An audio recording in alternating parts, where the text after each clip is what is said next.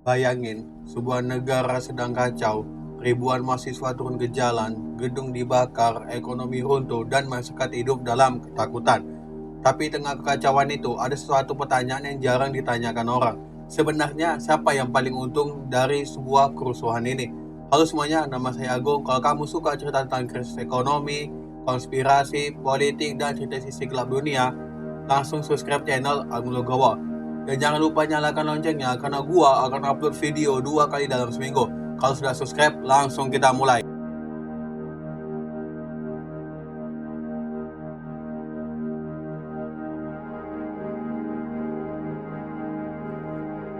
Banyak orang mengatakan bahwa sejarah memang tidak pernah terulang dengan cara yang sama. Namun seringkali ada pola yang mirip. Ketika terjadi krisis ekonomi, demonstrasi, atau gejolak politik, selalu muncul pertanyaan, siapa yang paling diuntungkan dari situasi tersebut? Di video ini kita akan melihat beberapa pelajaran dari krisis tahun 1998 dan membandingkannya dengan kondisi yang terjadi pada tahun 2025. Pada tahun 1998, Indonesia mengalami satu krisis ekonomi terbesar dalam sejarah. Nilai tukar rupiah melemah drastis dari sekitar 2.500 menjadi lebih dari 16.000 per dolar Amerika Serikat. Inflasi melonjak hingga sekitar 77%. Ekonomi menyusut lebih dari 13%. Banyak perusahaan tutup, PHK terjadi di mana-mana, dan kondisi sosial ikut memanas. Kelompok yang paling merasakan dampaknya adalah masyarakat. Banyak keluarga kehilangan tabungan, UMKM kesulitan karena biaya usaha naik, sementara daya beli masyarakat turun. Investor kecil juga mengalami kerugian karena banyak yang menjual aset dalam keadaan panik. Dalam hampir setiap krisis, biasanya ada pihak yang mampu memanfaatkan keadaan. Investor yang memiliki dana besar dapat membeli aset ketika harganya turun. Beberapa perusahaan dan investor asing juga ikut membeli aset yang nilainya menjadi lebih murah. Selain itu, perubahan politik setelah krisis juga membuka peluang bagi munculnya tokoh dan pemerintahan baru. Namun kondisi ini tidak berarti mereka menjadi penyebab terjadinya krisis. Nama George Soros sering muncul ketika membahas krisis Asia tahun 1997 sampai 1998. Melalui Quantum Fund, ia memang dikenal melakukan transaksi terhadap berbagai mata uang di pasar internasional. Sebagian pengamat berpendapat bahwa aktivitas para spekulan itu memperburuk keadaan tekanan terhadap mata uang Asia. Namun banyak ekonom juga menjelaskan bahwa krisis terjadi karena gabungan berbagai faktor, seperti utang luar negeri yang tinggi, lemahnya sistem keuangan, dan kepanikan pasar. Karena itu, hingga sekarang masih ada perbedaan pendapat mengenai sebagian besar peran Soros dalam krisis tersebut. Nah, buat yang belum tahu nih, siapa sih itu sebenarnya George Soros? Nah, jadi George Soros adalah investor dan pengelola hedge fund asal Hungaria, Amerika. Dia dikenal setelah berhasil memperoleh keuntungan besar saat krisis nilai tukar Inggris pada tahun 1992. Peristiwa yang dikenal sebagai Black Wednesday.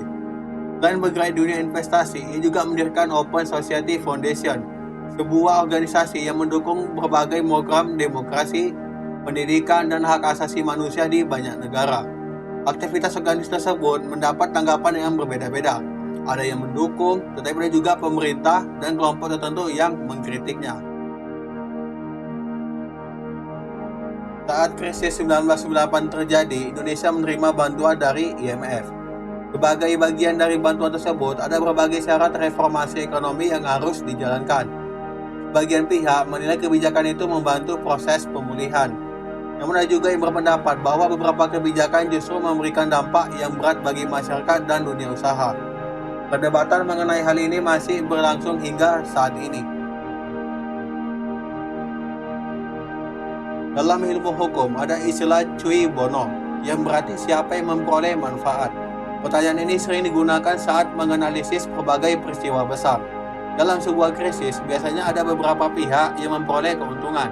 Misalnya investor yang membeli aset murah, pelaku politik yang mendapat dukungan baru, dan atau pelaku usaha yang mampu bertahan ketika persaingan kesulitan.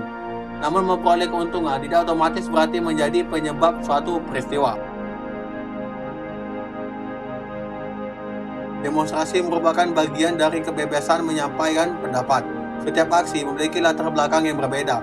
Ada yang muncul dari aspirasi masyarakat, ada pula yang didukung oleh organisasi, kelompok politik, atau kepentingan tertentu.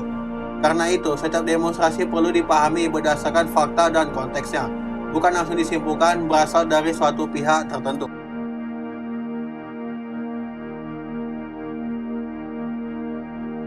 Strategi divide et impera atau politik pecah belah sudah digunakan sejak zaman VOC. Tujuannya adalah membuat kelompok-kelompok yang berbeda saling bertentangan sehingga lebih mudah dikendalikan. Strategi ini menjadi salah satu pelajaran penting dalam sejarah Indonesia. Di era modern, banyak pengamat melihat bahwa polarisasi juga bisa muncul melalui berbagai isu, seperti politik, ekonomi, agama, atau identitas. Namun penyebabnya seringkali sangat kompleks dan berbeda di setiap negara. Karena itu, penting untuk melihat setiap peristiwa berdasarkan data dan konteksnya. Ketika terjadi gejolak sosial atau ekonomi, masyarakat biasanya dibanjiri berbagai informasi. Sebagian benar, sebagian lagi belum tentu dapat dibuktikan. Oleh karena itu, penting untuk memeriksa sumber informasi dan tidak buru-buru mengambil kesimpulan. Setiap kali terjadi krisis, coba tanyakan 3 hal. Apa penyebabnya, siapa yang paling dirugikan, dan siapa yang justru memperoleh manfaat. Pertanyaan seperti ini membantu kita memahami suatu peristiwa dengan lebih objektif. Indonesia bukan satu-satunya, berbagai negara pernah mengalami krisis ekonomi maupun gejolak politik. Setiap negara memiliki penyebab yang berbeda-beda. Namun ada suatu kesamaan, yaitu krisis sering menciptakan perubahan besar di bidang ekonomi, politik, maupun investasi.